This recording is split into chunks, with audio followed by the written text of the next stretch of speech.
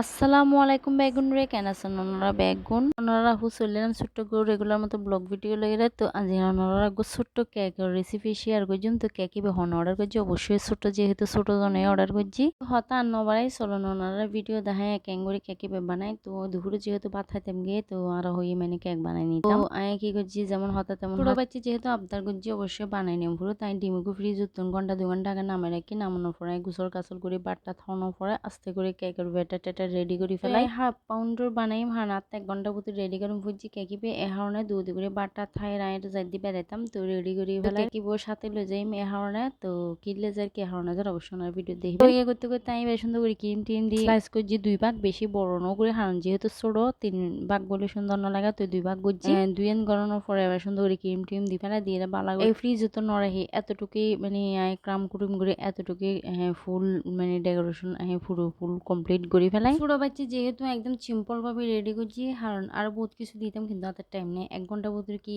কিছু পাওয়া যায় আর হচ্ছে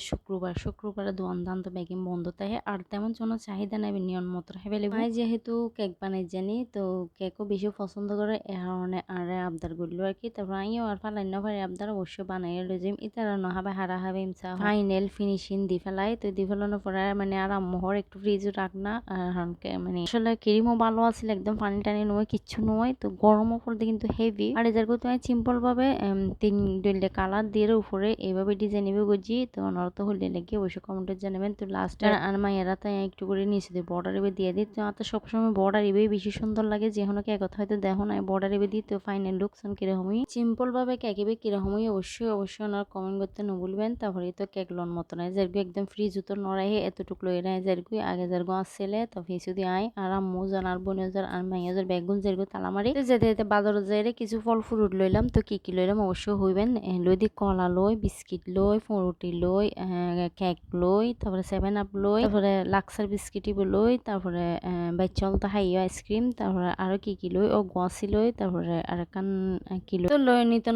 নফুরতের মধ্যে আর বাচ্চাটা তো হানার মানে দোয়ানি যতক্ষণ তিমা তখন এটা হাইবো তো এটা সন কি ডইলা আইসক্রিম আসলে বোট ডইলা আইসক্রিম আছে আসলে আইসক্রিমের কোনো মানে বিকল্প নাই যেরকম 7 এরকম পাইবেন তো প্রায় সময় দোয়ানি আইসক্রিম লই সবকিছু নতুন লই তো আসলে রানিলে আসলে দোয়ানি তাই তো আইসক্রিম আসলে দারুণ মজা তো হইতে চলে এলাম আর যেটা যাইম এড়ে তো আইনো পরে দরজা খুলে দেহনে ইবল দার বাই ফুতুর ল্যাক একই আসলে বানাই লেগে আর মোবাইলে রেকর্ডিং দিয়ে দে